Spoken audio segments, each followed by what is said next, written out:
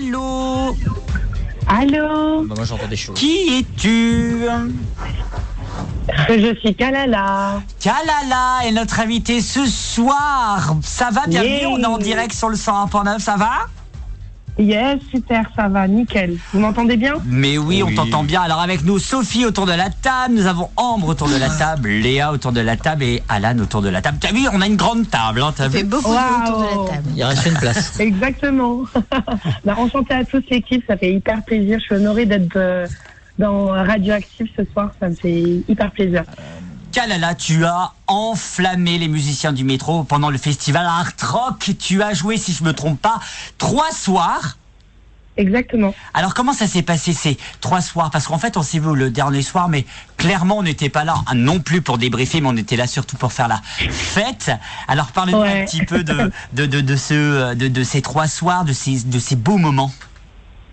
Alors pour le coup, si vous voulez, le festival Art Rock, c'est un peu un moment très important pour moi. Premièrement parce que j'ai jamais fait un festival, que ce soit en tant qu'artiste ou en tant que festivalière. Et au-delà de ça, la Bretagne, ça a toujours été une région que je fréquente depuis l'enfance, en fait, que ce soit dans le Morbihan ou à Rennes. Donc, pour moi, commencer mon premier festival musique en tant qu'artiste en Bretagne, c'était vraiment un truc de fou. Donc, j'étais un peu, si vous voulez, un peu émue le premier soir quand je suis arrivée sur la scène. Et si vous voulez, j'ai jamais joué comme ça. Enfin, franchement, moi-même, je ne me suis pas reconnue. Je pense qu'avec l'adrénaline et le stress de vouloir tellement bien faire, à un moment donné, sur scène, j'ai un peu tout lâché et j'ai fait même des notes de ma voix que j'avais jamais entendues. Enfin, vraiment, limite, on va dire que j'étais en transe. J'ai pas mal de mes potes qui sont venus me voir et qui m'ont dit ça. Donc, j'ai passé un moment juste sublime et rebelote le lendemain. Où pour le coup, on n'a pas joué le soir, mais on a joué vers 13h. Et les gens ont autant adoré que le premier soir. Et une dame qui était là d'ailleurs pour les 2 premiers est venue une 3e fois encore m'écouter chanter. Donc c'était très émouvant parce que le dernier soir, on savait que c'était la fin. C'était la fin de cette belle expérience. Et je voyais en fait plein de têtes qui étaient venues à mes premières prestations. Et c'était c'était très émouvant vraiment de voir que des personnes, même s'ils avaient déjà écouté mon show, ils revenaient à nouveau pour écouter ça. Et ça m'a fait tellement plaisir. Et d'ailleurs, j'ai oublié, le 2e soir, j'ai eu la chance de ramener Princesse Toucan. Je lui fais un gros bisou d'ailleurs, qui a de la famille à Saint-Brieuc et qui est venue performer sur scène avec moi le temps d'une chanson. Voilà. Donc en fait, tu apportes de la joie et surtout de la bonne musique. Tu as composé tes premiers morceaux à la guitare à l'âge de 14 ans.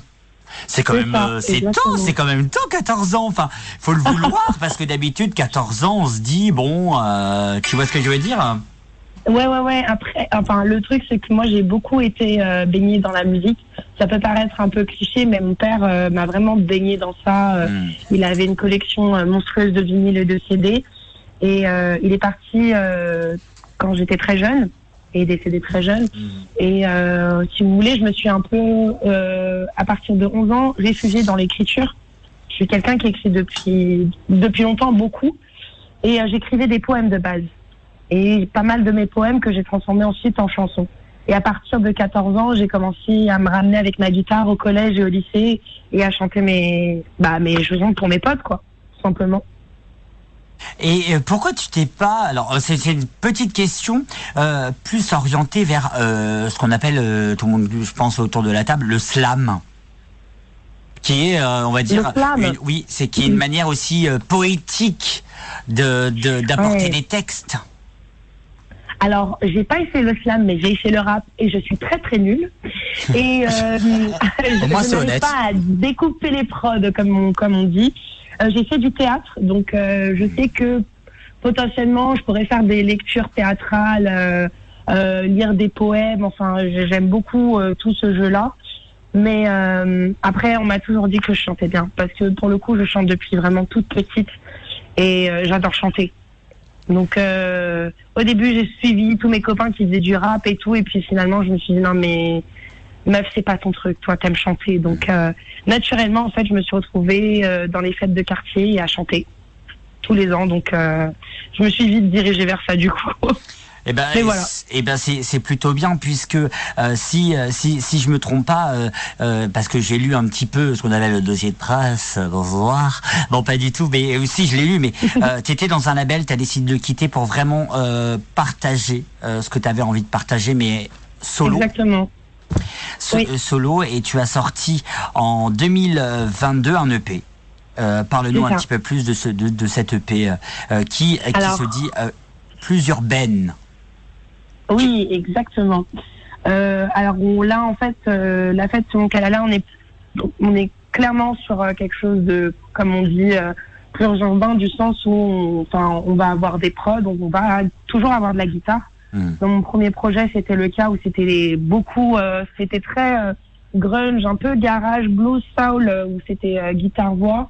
Là, on se rapproche plus de quelque chose de plus moderne, je dirais, que urbain en vrai, où on va avoir des prods qui parlent un peu plus aux jeunes d'aujourd'hui, tout en gardant cet aspect guitare. J'ai même voulu du saxo. Enfin, je voulais garder ce côté vraiment très musicos avec moi. Enfin, ça me paraissait très important. Et du coup, dedans, naturellement, en fait, on l'a construit sur un an. Naturellement, en fait, ça a donné différents moods de soirée, enfin différentes heures de soirée, où je parle de mes différents moods. C'est pour ça que l'EP s'appelle La fête selon Kalala, parce qu'on commence avec 22 heures où je vous invite à ma soirée, et au fil des heures qui passent et des chansons, vous découvrez mes différentes humeurs, mes différentes émotions.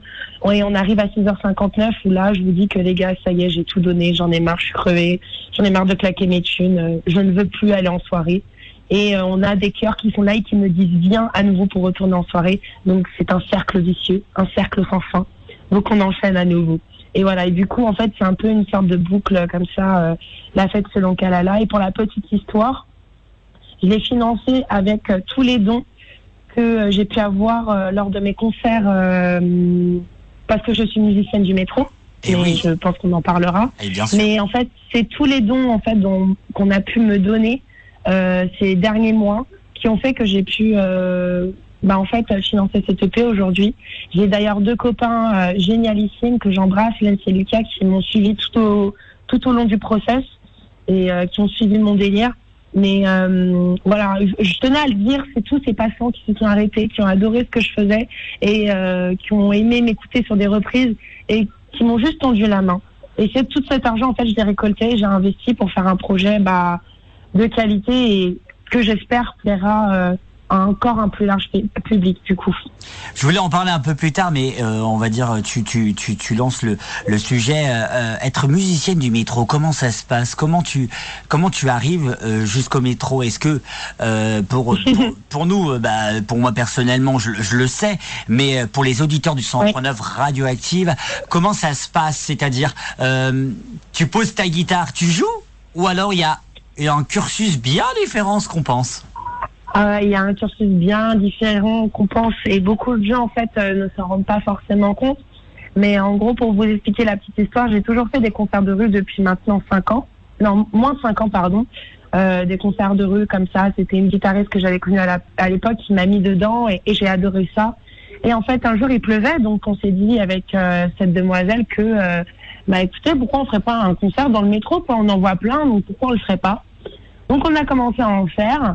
1 ou 2, et puis un jour en fait Gaël Faye nous est tombé dessus, un peu what the fuck hein. Ah oui, quand même, oui. Ouais, on était à République, on jouait, Gaël Faye, je l'ai reconnu direct et j'ai donné toute mon âme à ce moment-là. D'ailleurs je lui fais un gros big up parce que il m'a donné énormément de force, il m'a repartagé et il me follow sur Insta, et ça vraiment, enfin pour certains c'est peut-être rien, mais pour moi ça représente beaucoup parce que vraiment il est très très très cool, Gaël Faye. Et pour le coup, en fait, ça a commencé à amasser énormément de monde. Gaël Faye est parti entre-temps, mais beaucoup de passants sont arrivés. Et là, en fait, les contrôleurs nous sont tombés dessus. Et en fait, il y a un mec qui m'a clairement dit, franchement, si vous faites de la bonne musique, les filles, c'est génial ce que vous faites. J'ai pas envie de vous mettre d'amende. T'es talentueuse, meuf. Il y a un casting, vas-y. Et j'étais là, ah ouais, il y en a un. Et il me dit oui. Et du coup, il m'a donné en fait le contact. J'ai raté les auditions la première fois. Je me suis pris trop tard. Donc j'ai retenté ma chance il y a 1 an, en mars 2022 du coup. Et bah en fait, je suis arrivée sur place et gros coup de cœur direct. Enfin, l'équipe musicien du métro, ils sont hyper bienveillants, ils sont humains. Et même si j'aurais pas été prise, enfin, j'ai senti qu'il y avait une réelle bienveillance en fait dans cette équipe où c'est des personnes qui, nous poussent. Enfin, en tout cas, s'ils aiment ce que tu fais, ou en tout cas, ils comprennent que tu es passionné de ça et qu'il faut que tu t'améliores, ils vont être là et ils vont te donner de vrais conseils. On est vraiment dans un esprit de partage. Donc, je suis arrivée sur scène où j'ai pu faire des reprises au ukulélé. Et ça a matché direct. Je l'ai senti, que ce soit le jury de RATP, parce qu'il faut savoir qu'au casting, on a l'équipe musicien du métro qui est là, mais vous avez aussi un jury de personnes de la RATP. Ah oui, carrément. C'est vraiment le gros casting. Oui, c'est ça. Ça reste un peu sérieux. Bah, en fait, le but aussi du musicien du métro, c'est de faire en sorte qu'il y ait de la bonne musique et qu'on donne vraiment des good vibes. On sait déjà que c'est assez galère et assez chiant, tous ces trajets en métro. Alors si on est là pour foutre le bordel entre guillemets dans le mauvais sens, c'est pas le but. Donc c'est pour ça qu'il y a quelque chose de très réglementé pardon. Et faut repasser le casting tous les 6 mois. C'est par semestre. Voilà. Donc en fait, tu peux avoir la chance de faire cette belle aventure pendant 6 mois. Et finalement, soit tu arrêtes ou soit tu fais ton renouvellement et tu as potentiellement la chance d'être pris ou pas. Donc voilà. Je veux juste revenir sur ta rencontre un peu. Tous les 6 mois, c'est beaucoup. Ouais, c'est beaucoup quand même. Je veux juste revenir sur on va dire cet instant avec Gaël Faye. On va pouvoir le signifier, nous, à Active, puisque l'année dernière, on était aussi au Festival à Rock, et il était sur la scène du Festival à Rock. Et... Ah, bah oui, pour pas Histoire d'amour, mais pour son album, je vais le vinyle à la maison, mais... Oui, pardon. Et il était sur la grande scène du Festival à Rock. Et comme par hasard, toi, tu es quand même sur une autre scène du Festival à Rock, il faut le signifier. Est-ce qu'on pourrait pas dire que c'est le début d'une boucle? Bah, je pense que la boucle, elle sera... Ouais, clairement. Et je pense que la boucle sera bouclée le jour où... mec, Gaël Faye, si tu m'entends, viens, on fait un feat, hein. Sérieusement, franchement. Voilà... Et il m'a dit, enfin, c'est quelqu'un qui est très gentil, qui m'a dit, franchement, si j'ai le temps, tu me dis, j'aimerais bien venir te voir sur scène et tout. Et, enfin, c'était un moment de complicité tellement court, mais tellement simple, en fait. Il n'y avait pas de prise de tête. Et c'est quelque chose, d'ailleurs, que j'aime beaucoup avec des grands artistes comme ça, tellement humble, tellement gentil. Et, enfin, j'aurais pas cru qu'aujourd'hui, moi, je me retrouve à un festival qu'il a fait, l'an dernier, en fait. Enfin, c'est n'importe quoi. Enfin, pour le coup, je sais pas. Moi, je suis pas encore remise du festival. Les gens que j'ai rencontrés là-bas, mais voilà, je suis encore sur un nuage. Franchement, j'ai pas les mots. Et on pense beaucoup à d'autres artistes qui étaient musiciens du métro, pardon, et qui est devenu plus que des artistes maintenant, puisqu'ils ont fait la grande scène du Festival à Rock. On pense à Romeo Elvis, où si je me trompe pas, j'ai pas envie de dire de bêtises, il s'est produit en musicien du métro. Et quelques années plus tard, il se retrouve sur la grande scène du Festival à Rock. Et ça, on peut dire que c'est une boucle bouclée. Et puis, je pense, avec ton plus grand talent, parce que personnellement, j'ai vu ta prestation. C'est une question d'année, même pas. Une question de mois, de te retrouver en tout cas dans les scènes du festival Art Rock. On va parler d'un single qui s'appelle Big Cash. C'est un message, c'est un message un peu girl power, comme on peut le signifier comme ça. Raconte-nous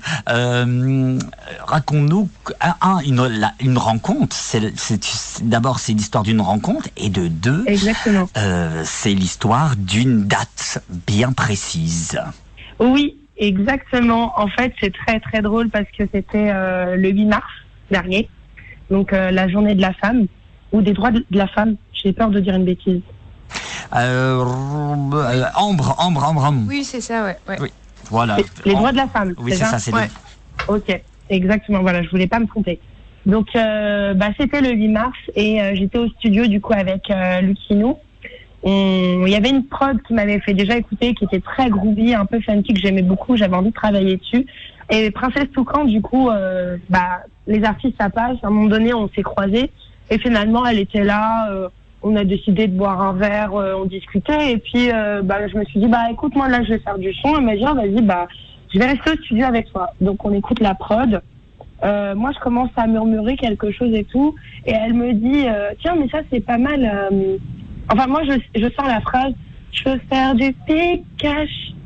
Et elle dit, j'aime pas mal, et elle me propose poser dans le studio, qu'elle chante elle. Et en fait je la regarde comme ça, et je lui dis, non mais c'est mort. Et elle me dit, quoi? Je lui dis, on va faire le son ensemble. Elle a rigolé, on s'est enfermés toutes les deux pendant 2 heures, on a écrit le son, et on s'est dit, en fait c'est le journée des droits de la femme, pardon, c'était le 8 mars. On s'est dit, autant pousser le délire à fond et partir sur un truc hyper girl power, pardon. Parce que, franchement, je vais vous mentir, moi je commence à en avoir marre des mecs qui sont tout le temps en train de dire qu'ils ont besoin de thunes ou qu'ils ont envie de faire beaucoup de moula ou d'argent. Je me suis dit, écoutez, let's go, on va partir sur le même délire, mais plus à notre façon, en mode groovy, en montrant qu'on est des femmes fortes et que nous aussi on en veut et qu'on a notre place aussi dans le milieu. Donc voilà, on est parti sur ce message fort, et je suis très contente qu'elle soit venue le performer la première fois avec moi, samedi dernier d'ailleurs, au festival à Rock. Eh bien écoute, tu ne bouges pas, on va se l'écouter sur le 100.9 et puis on va parler de quelque chose qui devrait arriver très très très vite, si je ne me trompe pas. Exactement. On en parle dans quelques instants, on se l'écoute sur le 100.9 et on revient juste après ça. Musique Bistro.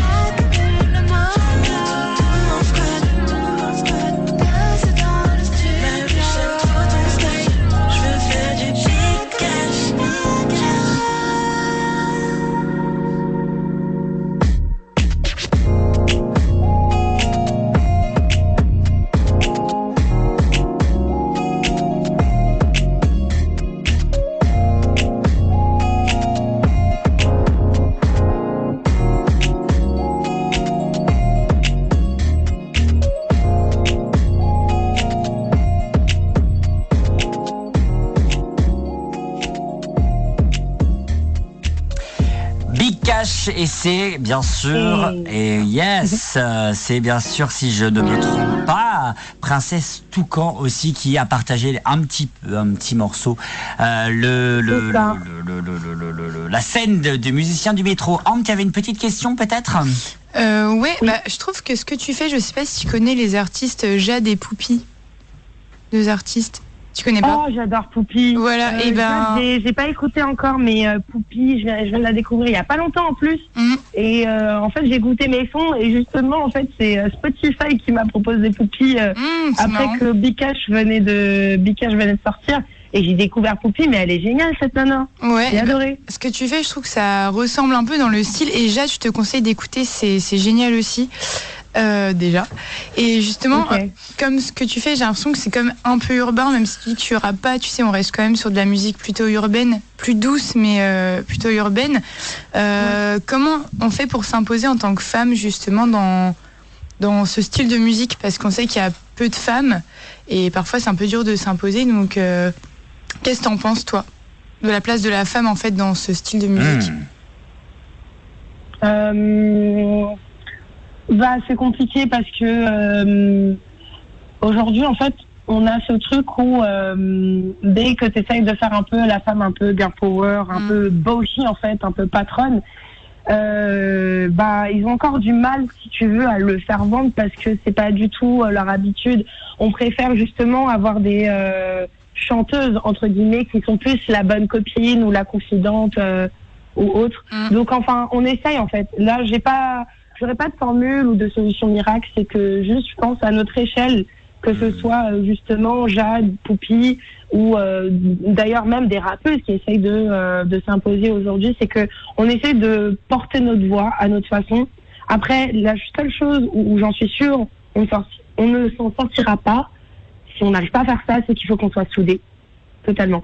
C'est que si déjà nous, les filles, on n'arrive pas à se rassembler et à se donner de la force mutuellement, concrètement, on va pas s'en sortir.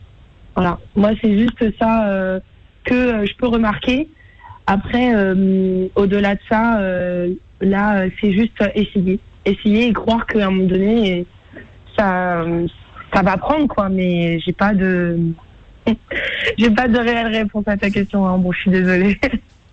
On va parler maintenant de ton nouveau titre qui sortira, si je ne me trompe pas, le 16 juin prochain, qui s'appelle Meuf Alpha. Parle-nous un petit peu de ce que tu as voulu parler, chanter, faire découvrir aux autres.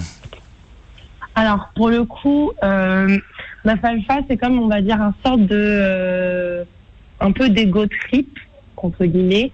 C'est-à-dire que, alors que je suis pas du tout comme ça, mais je me suis vraiment tapé un délire de la nana qui dit qu'en gros, elle a pas le temps et que c'est une meuf alpha, comme on dit souvent. Enfin, je joue avec le fameux mot qu'on dit le mâle alpha et je l'ai changé pour meuf alpha. Et là, en fait, pour le coup, ça se rapproche beaucoup sur le message de Bikash où on est sur un son qui est très girl power. C'est une nana elle sait, elle se fait draguer, elle sait qu'elle est fraîche, elle sait qu'elle est en place, mais qu'elle n'a pas besoin des gens et que elle avance très bien toute seule.